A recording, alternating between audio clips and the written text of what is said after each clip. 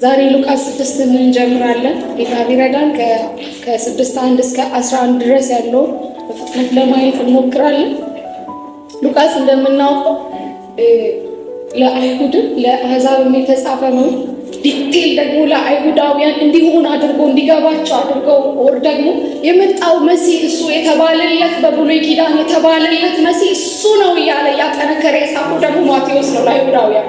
ስለዚህ አይሁዳውያንን የሚመለከት ነገር ሲኖር ወደዚህኛው ሪፈር እናደርጋለን ማለት ነው። ወደ ማቴዎስ ሪፈር እናደርጋለን ማለት ነው። ሉቃስ 6 ምዕራፍ እንደዚህ ይላል። በአንድ የሰንበት ቀን ኢየሱስ በእርሻ መካከል ያልፍ ነበር።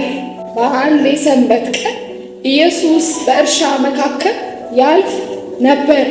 ደቀ መዛሙርቱም እሸት ቀጥፈው በእጃቸው እያሹ ይበሉ ነበር። ከፈሪሳውያን መካከል አንዳንዶቹ ግን በሰንበት ቀን ሊደረግ ያልተፈቀደውን ለምን ታደርጋላችሁ አሏቸው። ኢየሱስም እንዲህ ሲል መለሰላቸው፣ ዳዊት በተራበ ጊዜ ከባልንጀሮቹ ጋር ያደረገውን ከቶ አላነበባችሁምን? ወደ እግዚአብሔር ቤት ገብቶ ለካህናት ብቻ የተፈቀደውን ኅብስት ወስዶ በላ፣ አብረውትም ለነበሩት ሰጣቸው። ደግሞ የሰው ልጅ የሰንበት ጌታ ነው አላቸው። ቁጥር 6 በሌላ ሰንበት ቀንም ወደ ምኵራብ ገብቶ ያስተምር ነበር። በዚያም ቀን እጁ የሰለለ አንድ ሰው ነበር። ጸሐፍትና ፈሪሳውያንም ሊከሱት ምክንያት በመፈለግ ይፈውሰው እንደሆነ ለማየት ይጠባበቁ ነበር። ኢየሱስም ሐሳባቸውን አውቆ እጁ የሰለለውን ሰው ተነስተህ በመካከል ቁም አለው።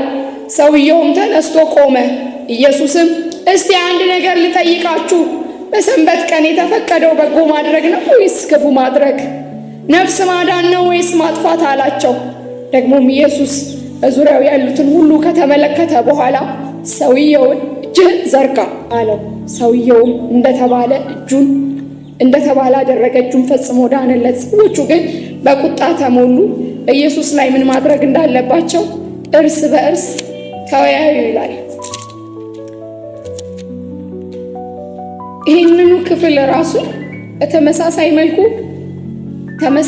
ተመሳሳይ ወንጌላት ምንላቸዋለን አይደል? ሉቃስ፣ ማርቆስ እና ማቴዎስ ናቸው።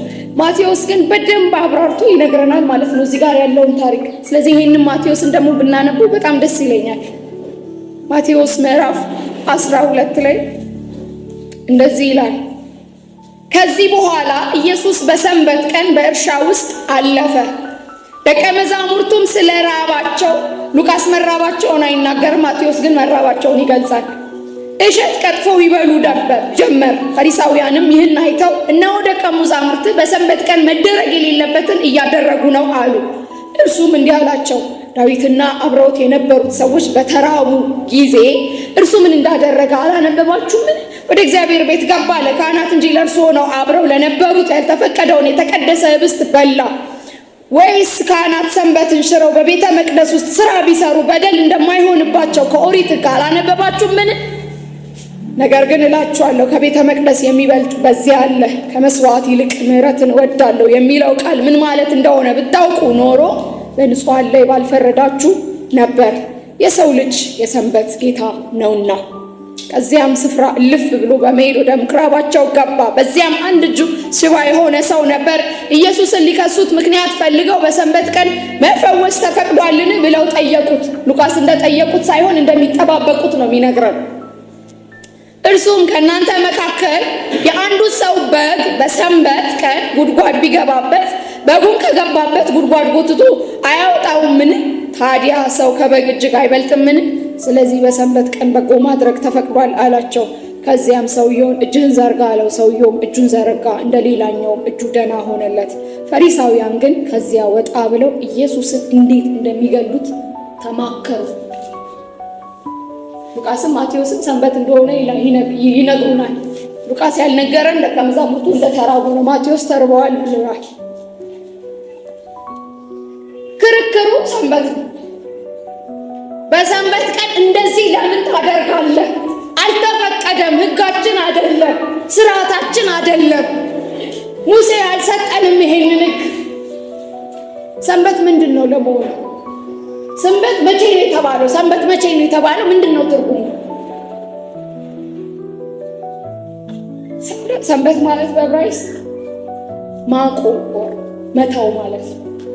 ከዘፍጥረት ምዕራፍ 2 ቁጥር 2 እስከ 3 ድረስ ያለውን ማንበብ ብንችል ከሙዬ ካወጣው ምናልባት ያነብልናል። ከሙዬ ዘፍጥረት ምዕራፍ 2 ከቁጥር 2 እስከ 3 ድረስ ያለውን ማለት ነው። መቼ ሰንበት ተጀመረ? ጌታ ኢየሱስ እግዚአብሔር ለእስራኤላውያን ትእዛዝ ሲሰጣቸው ሰንበቴ አረከሳችሁት ይላል። የእግዚአብሔር ነው ሰንበት ቴን እኮ እያለ ሰንበቴ እግዚአብሔር ይሰራ የነበረውን ስራ በሰባተኛው ቀን ላይ ፈጽሞ ነበር። ስለዚህ ከሰራው ስራ ሁሉ በሰባተኛው ቀን አረፈ። እግዚአብሔር ሰባተኛውን ቀን ባረከው፣ ቀደሰው። ካከናወነው የመፍጠር ስራው ሁሉ ያረፈው በሰባተኛው ቀን ነው። ስለዚህ እረፍትን ነው የሚወክለው ማለት ነው ሰንበት አይደል? እረፍትን፣ ማቆምን፣ መተውን። እግዚአብሔር አረፈ ሲባል ደክሞት አይደለም ያረፈው። እግዚአብሔር ይደክማል እንዲደክም አያርፍም። እግዚአብሔር ግን የሰራው ስራ የፈጠረው ነገር ሁሉ ውበት እንዳለው ምንም የቆሸሸ ያደፈ እንከን ያለበት ነገር እንዳልሆነ አይቶ አረፈ። ውብ ነው አለ። ይሄ የሚጠጋገር የተሰነጠቀ የሆነ እንትን ሚል ቺል እዚህ ጋር አንግሏ ተሳስታ እንዲህ ባረጋት የሚለው ነገር የለም። ሲጨርሰው ሲያይ ውብ ነው። በቃ ሁሉም ነገር ውብ ነው። ሰው የፈጠረው አዳም ውብ ነው።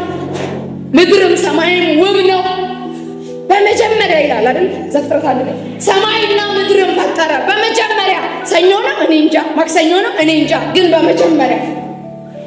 በመጀመሪያ ሰማይና ምድርን ፈጠረ። ስለዚህ 6 ቀን አለ አይደል? መሸ ነጋም 1 ቀን ሆነ ይለናል አይደል? መሸ ነጋም 2ኛ ቀን ሆነ ይለናል። የመጀመሪያውን 3 ቀናት የመፍጠርን የመለየትን ስራ አከናወነ ማለት ነው። ብርሃን ይሁን አለ፣ ከጨለማ ለየው። ከዛ ጠፍር አለ፣ ከዛ ባህር አለ፣ ለያየ አይደል? ከዛ የሚቀጥሉትን ደግሞ 3 ቀናት መሙላትን አደረገ። ባህር ውስጥ የሚገባው ሁሉ በቃ እንደ አይነቱ ይምላል፣ ሞላ። ምድር ላይም የሚሳቡ የሚንቀሳቀሱ ይምላል፣ ሞላ። 6ኛው ቀን ላይ ፈጥሮ ከጨረሰ በኋላ የሰው ልጅ ምንም ነገር የሚሰራው እንደሌለ እሱ የሚፈጥረው ነገር የሚያመጣው ነገር እንደሌለ ካየ በኋላ ፈጠረው። ከጨረሰ በኋላ ካደላደለ በኋላ ፈጠረው። ለምን 5ኛው ቀን ላይ እግዚአብሔር አያርፍም? የሰው ልጅ ከፈጠረ በኋላ ሁሉንም ነገር ካደረገ በኋላ አረፈ። 7ኛው ቀን አርፏል። እግዚአብሔር ከመፍጠር ስራው አርፏል። ውብ ነው ብሏል። ሁሉንም ነገር አይቶ ውብ ነው ብሏል። አልተጻፈም እንጂ እኔ ሳስበው 7ኛው ቀን ምን እያደረገ ነው ብዬ አሰብኩ። ምን እያደረገ ይመስላችሁ? እኔ አስቤው ህብረት እያደረገ ነው የሚመስለኝ። እግዚአብሔር ጨርሷል፣ ፈጥሮ ጨርሷል። ስለዚህ ለአዳምና ለሔዋን ይሄንን እያስተዋወቀ ነው፣ እያሳየ ነው። ትገዛላችሁ፣ አሁን ይሄን ታስተዳድራላችሁ። አሁን ህብረት እያደረገ ነው፣ እያወራ ነው፣ ዲስከስ እያደረገ ነው፣ ፌሎሺፕ እያደረገ ነው። ምንም ለምን ታዲያ በ5ኛው ቀን አላረፈም? ለምን በ4ኛው ቀን አላረፈም? እኛ ወዴት ነው በክርስቶስ የተመለስነው? ወደዛ ፌሎሺፕ እኮ ነው የተመለስነው አይደለም? ታዲያ ምን እያደረገ ነው እግዚአብሔር ካልከኝ፣ በቃ ፌሎሺፕ እያደረገ ነው። ቅዱስ ነው አለ፣ የተባረከ ነው አለ፣ ይሄኛው ቀን የተለየ ነው አለ። እስራኤል ጋር መጥቶ ሲሰጥቅ ቅዱስ ነው አለ። ይሄ ቀን ቅዱስ ነው አለ። ህብረት የሚደረግበት ነው፣ የምናወራበት ነው። ለእኔ ከግብፅ የወጣችሁበትን ቀን አስባችሁ የምታመሰግኑኝ ቀን ነው። እኔ ላይ ፎከስ አድርጋችሁ እኔ እናንተን የማይበት እናንተ እኔ ብቻ የምታስቡበት ቀን ነው። በ7ኛው ቀን ምንም አዳም አያስብም። እግዚአብሔርም በቃ ከሱ ጋር ነው ያለው። የሚያስጎበኘው ይመስለኛል።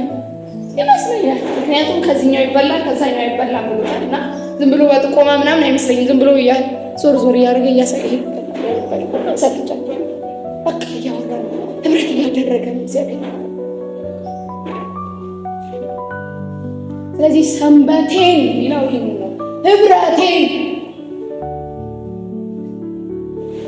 እኔ ደስ የተሰኘሁበትን የረካሁበትን ያንን ህብረቴን ቅዱስ ነው ይለዋል።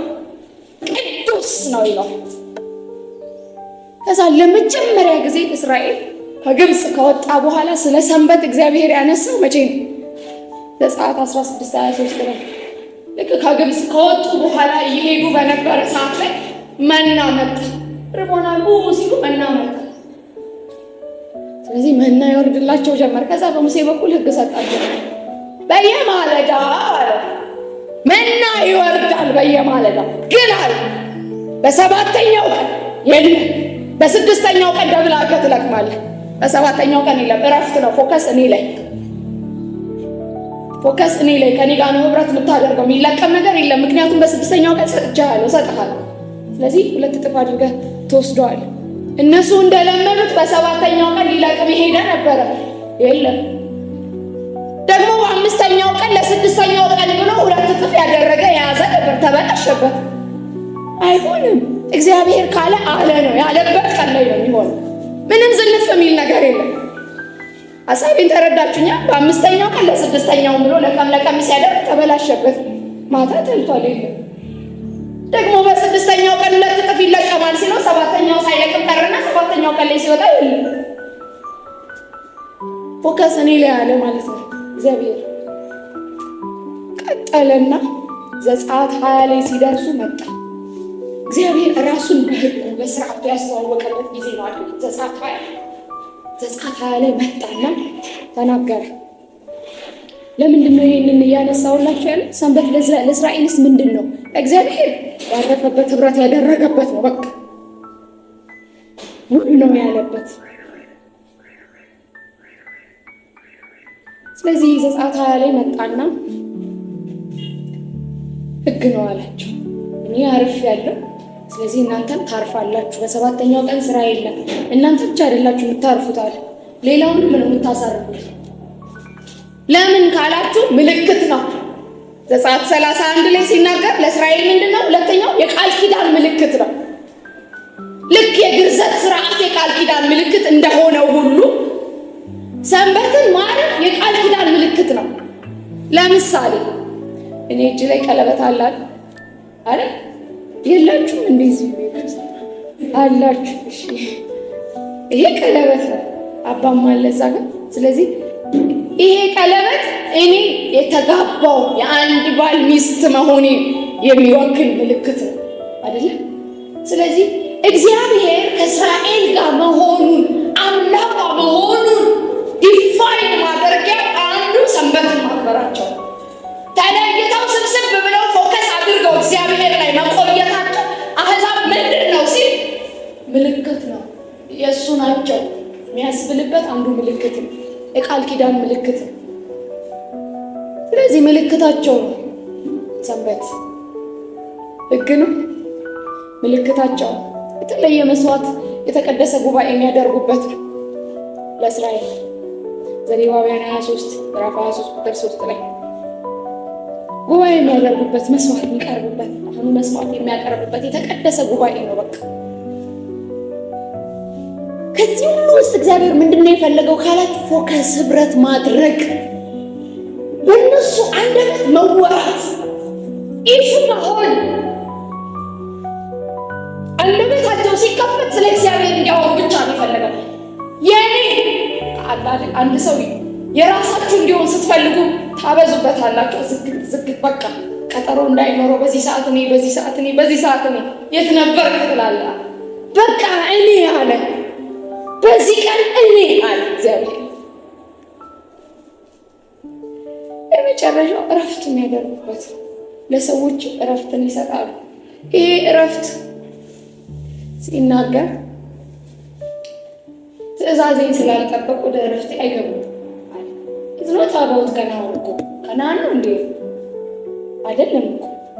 ከነዓንማ ቢሆን ኖሮ ገብተው እያለ ከገቡም ካለፈ በኋላ በዳዊት ዘመን መጥቶ ዛሬ ድምፄን ብትሰሙ ቃሌን ብታደምጡ ይላቸዋል። ዕብራውያን ጻፊ ሲናገር፣ ጳውሎስ ሲናገር ብትሰሙ ኖሮ ወደ እረፍቴ ትገባላችሁ አይደል እያላቸው። ታዲያ ከነዓን ከገቡ በኋላ የምን እረፍት ነው ካልከኝ ዕብራውያንን ከጠየቀው ምዕራፍ